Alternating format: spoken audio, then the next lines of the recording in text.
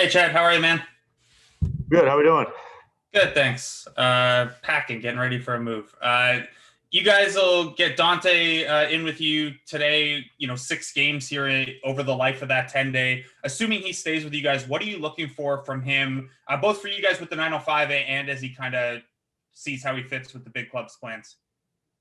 Yeah, I mean, I think as we always talk about, the 905 is an extension of the Raptors program, and this gives us a chance to get Dante down in our system, kind of teach him our ins and outs and the way we operate, our offense, our defense, our schemes, and see how he looks running those. So with Tampa just down the street, get a chance for us to get him out there, get some reps, and get a chance to evaluate him for the big club.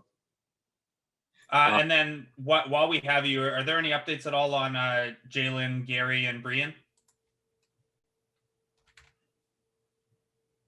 Let's see. I'll leave that one to Stefano on his release. I think both Gary and Jalen are probably game time decisions today with their fingers, and then I'll leave it to Stefano on Brian. Okay, thanks, Chad. Thank you. Got me on the spot there. Sorry. We'll go to Andrew next.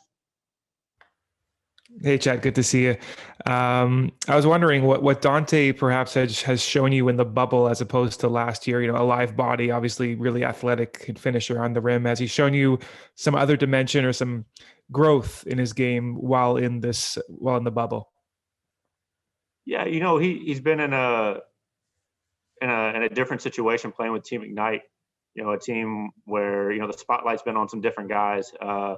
Yet he continues to play his role of rebounding, putting pressure on the rim, vertical spacer, blocking shots, and just kind of anchoring the defense. And that's what we saw last year with him in Grand Rapids, and then also as well with Brooklyn in the bubble. So we've always had our eye on him. It's been good to see him up close.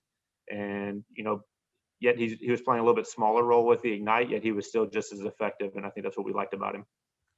And with Jaren, I don't know what your plans are with him necessarily, but just watching like a little highlight clip before coming on this call, he's got this funky set shot. Just from a technical point of view and a development point of view, have you thought about how we're gonna treat that shot? And do you like it? Is it gonna stay the same, or do you think you might like work it into something else? We've had interest in Jaren from a G League standpoint, and we've been in contact with his agent prior to the season and things like that. And so it's an opportunity to bring in a new face and see what he looks like in our system. He was, very effective both on and off the ball in college, and a physical guard who can kind of play both sides of the court. And I'll leave that up to the coaches on working with his jumper, but he's been effective doing it before. And if there's things that we can add to him or simplify it to make it a little bit more efficient for him, then I think we'll be there for the challenge to help him out. Cool. Thanks, Chad. Sure. We'll head to Amy. Hey, Chad, great job on the podcast. Thank you. I'm hoping we get that footage of you running onto the court at Kentucky. I'd love to see that. Just really quickly, just your experience as a GM, what the last 24 hours have been like for you, and how it's been different in the bubble as opposed to a regular circumstance. Yeah, it's been an eventful 24 hours. We had some roster changes yesterday with the trade of Jaren and the second round pick for DeJuan. So that took place in the afternoon, and at the same time going through the process of, finalizing the deal with Dante and getting things handled on that end. So it was a little bit of everything. Meanwhile, we had practice at 5 p.m. So the trade taking place I think their trade call was at 4 p.m.